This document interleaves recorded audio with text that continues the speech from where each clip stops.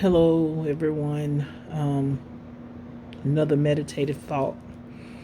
As I was reading the Word of God, I will probably be doing a series of these as God give me thoughts on the Word of God from here on out, because we are to proclaim the good news. We are to proclaim the gospel. We're in a time where if we've never been serious about God, it's time to get serious. It's been cliche-ish to say I believe, but what do you really believe? Because those that believe in something, belief causes change. It's not just enough to say I believe and there is no change in our life. There is no difference. There is no godliness in our life. The Bible tells us in the book of James, the second chapter, that if you believe, that's good. It said, but even the devil believes and trembles. So you have to remember, Lucifer was created by God. He was the beautifulest angel. He was one that had music. Even as he walked, music came out of him. He was beautiful. So we can't just say that we believe, because even Satan believes and trembles. Demons believe and tremble. But there has to be change. There has to be change. I just can't express that enough. There has to be change. You know, God is requiring a life of us. God is requiring that we live a holy and a separated life. He even told Peter, his disciple, he said, the devil desires to shake you. He desires to sift you as wheat. He said, but I pray that your faith fail not.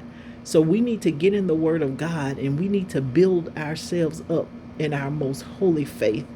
We need to seek God's instruction and his direction for this life. Yeah, he gave us instructions how to live here, that if we wanted to gain heaven, there's a path that we got to walk in. I can't say that enough. There's a path that we have to walk. We can't just live a raggedy life and expect to gain heaven, a pure place, a place that says the streets are paved with gold, and every level of heaven has such a beautiful stone in it, and the 12 gates are made of pearl. We cannot expect to gain a place of peace where there's no trouble, there's no sorrow. Everything is day. There is no darkness there. There is no sickness there. There is no pain there. We can't expect to gain a place like that and take this flesh in there. Because we're going to be transformed. We're going to put on new bodies. Whether we go to heaven or hell, we're still going to get a new body. But I want a body that's going to live forever in peace, that's not going to burn. I'm really at a loss for words, but this thing is serious. Living for God is a serious life. It's a happy life, but it's also one where we have to pay close attention. It's one that we have to be intentional. We have to be intentional about the way that we live, the things that we do. We just have to be intentional. That's just my meditative thought. I might not come to you like other people that have, fancy words, but it's the simple things that we overlook. It's not about a culture of a church. It's not about, trying to fashion ourselves after the doctrine of men, but we need to be fashioning ourselves after the doctrine of God. What is it God is saying to us? He told us to be ye holy, for he is holy. And what is holy? Holy is clean. Holy is pure. Holy is walking upright, circumspect. Holy is reflecting God.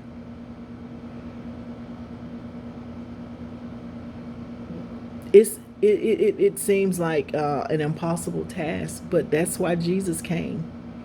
He came to make up for that slackness. He came to make up for our shortfall, where we get to a point and we feel like I can't make it any longer. That's where Jesus steps in and he encourages us and say, you can make it.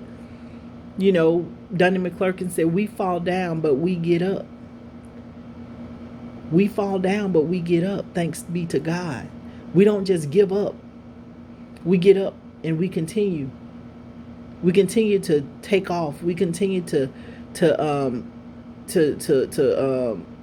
cultivate. I've used that word before.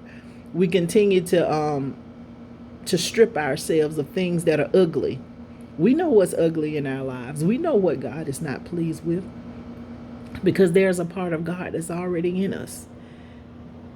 We were created in his image and his likeness. We know right from wrong. We know good from evil.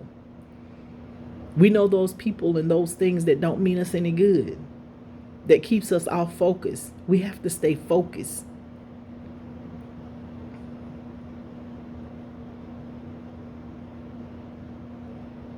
We have to stay focused. The Bible told us to be not conformed to this world, but be ye transformed by the renewing of your mind.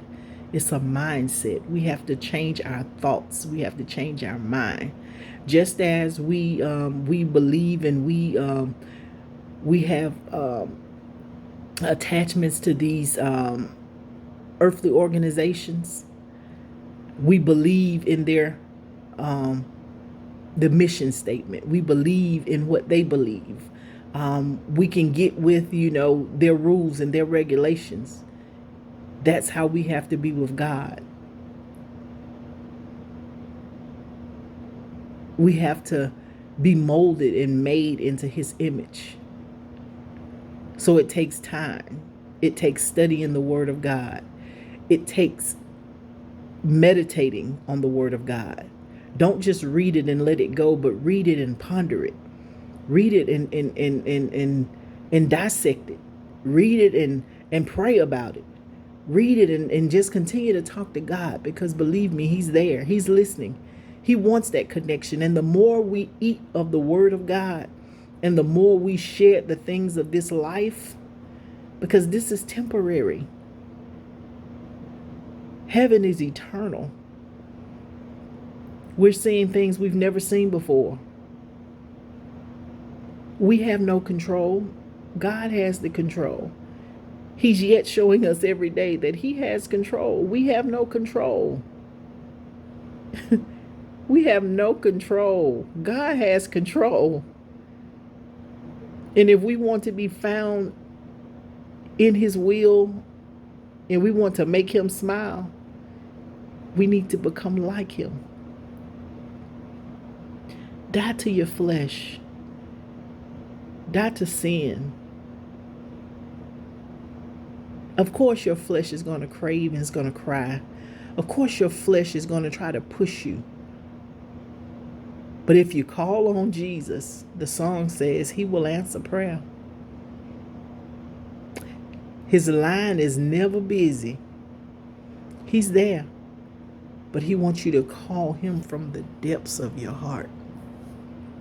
From sincerity, not from a deceiving place, because he knows your heart. He wants you to call him from a pure place. Yeah. He wants you to call him from a pure place. I'm just sharing my thoughts as I meditate, as I read the word of God. And I hope you feel my heart, because God is everything to me. Have a good day.